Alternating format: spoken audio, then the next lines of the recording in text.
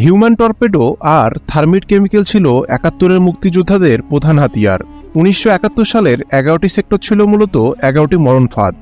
কখনো কি ভেবে দেখেছেন পাকিস্তানের প্রশিক্ষিত কমান্ডোরা কেন ৭১-এর এই ১১টি সেক্টরকে জীবন্ত নরক বলতো? কিভাবে বা একজন পাকিস্তানি মেজরের বাথরুমের আয়নায় লেখা ছিল তার ওই মৃত্যুর পরোয়ানা? পাঠ্য বইয়ে আমরা এতদিন শুধু শুনে এসেছি সেক্টরগুলোর নাম, কিন্তু শোনা হয়নি সেই সব ভয়ঙ্কর ডার্ক অপারেশনের কথা।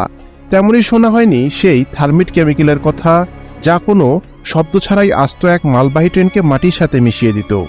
হ্যালো বন্ধুরা, ফ্যাক্ট ইনফো বিডি চ্যানেলে আপনাকে স্বাগতম। আজ আমরা জানব ১১টি সেক্টরের আড়ালে লুকিয়ে থাকা সেই সব যুদ্ধকৌশল যা এর আগে কখনো প্রকাশ হয়নি। বন্ধুরা, ধরুন আপনি যুদ্ধের ময়দানে অবস্থান করছেন, অথচ আপনার হাতে ভারী কোনো আগ্নেয়াস্ত্র নেই। আছে শুধু এক টুকরো চুইংগাম আর মাথায় কয়েকটা কচুরিপানা। এই ঠুনকো অস্ত্র দিয়ে কখনো কি আধুনিক সেনাবাহিনীর বিরুদ্ধে যুদ্ধ করা সম্ভব?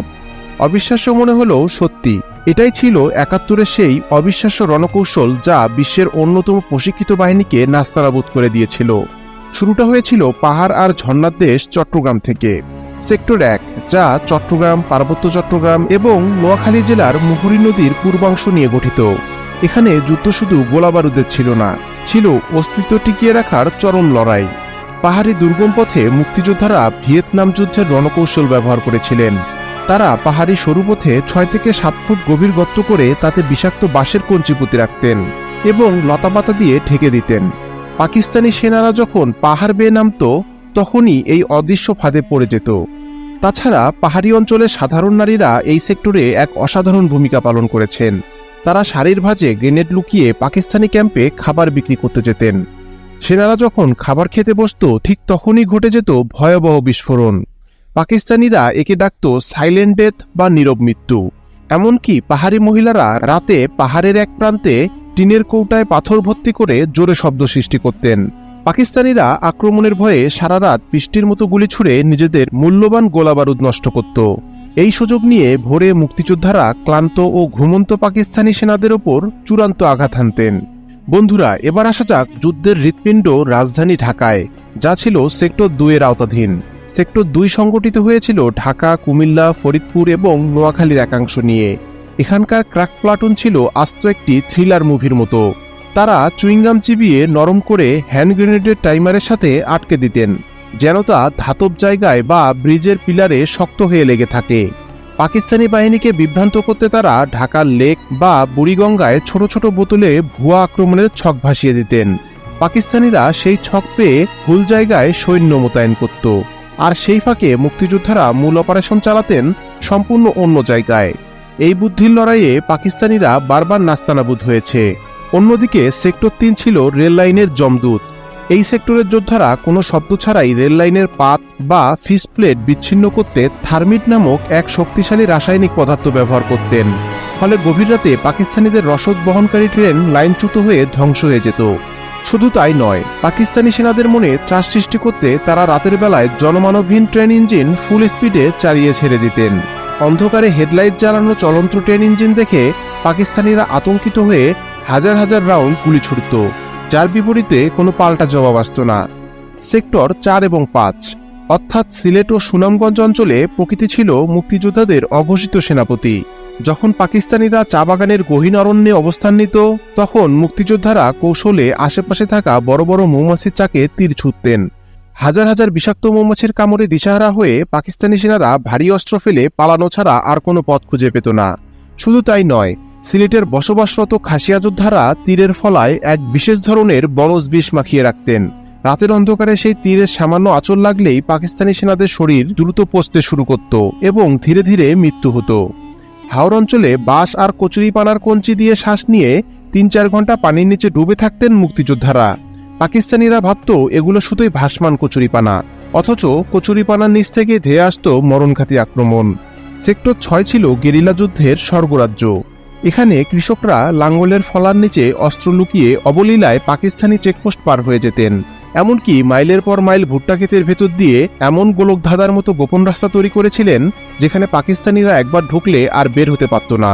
ধানি জমির মাঝখানে ছোট ছোট গর্ত খুঁড়ে সেখানে মুক্তিযোদ্ধারা লুকিয়ে থাকতেন।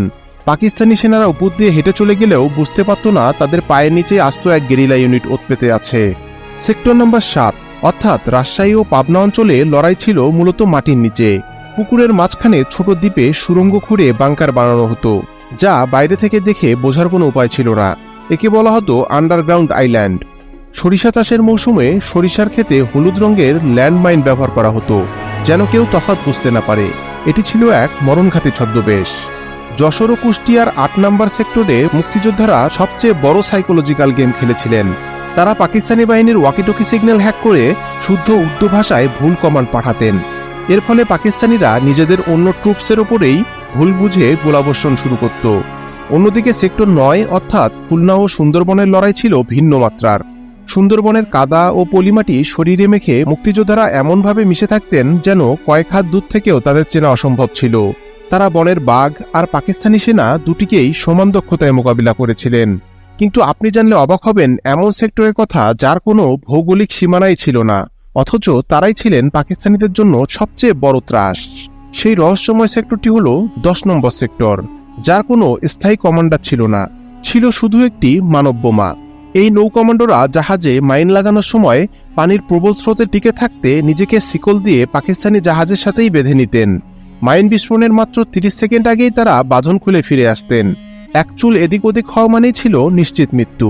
নিশ্চিত মৃত্যু জেনেও দেশের জন্য তারা এই কাজ করতেন বলেই তাদের ডাকা হতো হিউম্যান টর্পেডো। এই অকুতভয় কমান্ডোদের সিক্রেট সিগন্যাল করছিল আমার সোনার বাংলা গানটি। যখন রেডিওতে এই গানটি বাজত তখনই তারা বুঝতেন আক্রমণের সময় হয়েছে। এটি ছিল পৃথিবীর ইতিহাসে অন্যতম সফল সিক্রেট কোড ল্যাঙ্গুয়েজ। সর্বশেষ ১১ নম্বর সেক্টর, যা ময়মনসিংহ ও টাঙ্গাইল নিয়ে গঠিত ছিল। এই সেক্টরের মুক্তিযোদ্ধাদের প্যারাশুট জাম দেখে পাকিস্তানিরা ভেবেছিল আকাশ থেকে লাখ লাখ সৈন্য নেমে আসছে। ফলে তারা লড়াই করার মানসিক শক্তি হারিয়ে আত্মসমর্পণ করতে শুরু করে। টাঙ্গাইলের বিখ্যাত কাদেরিয়া বাহিনী ছিল অত্যন্ত সুকৌশলী। বলা হতো প্রতিটা গাছের পাতার শব্দ কাদেরিয়া বাহিনীর কাছে গোপন তথ্য পৌঁছে দিত। একজন পাকিস্তানি মেজর সকালে ব্রাশ করার সময় তার ব্যক্তিগত আয়নায় মুক্তি ফৌজ লেখা দেখতে পেয়েছিলেন, যা ছিল এই গেরিলা বাহিনীর কাজ। এটি পাকিস্তানি বাহিনীর মনে এমন এক আতঙ্ক ঢুকিয়ে দিয়েছিল যে তারা বাথরুমে যেতেও ভয় পেত।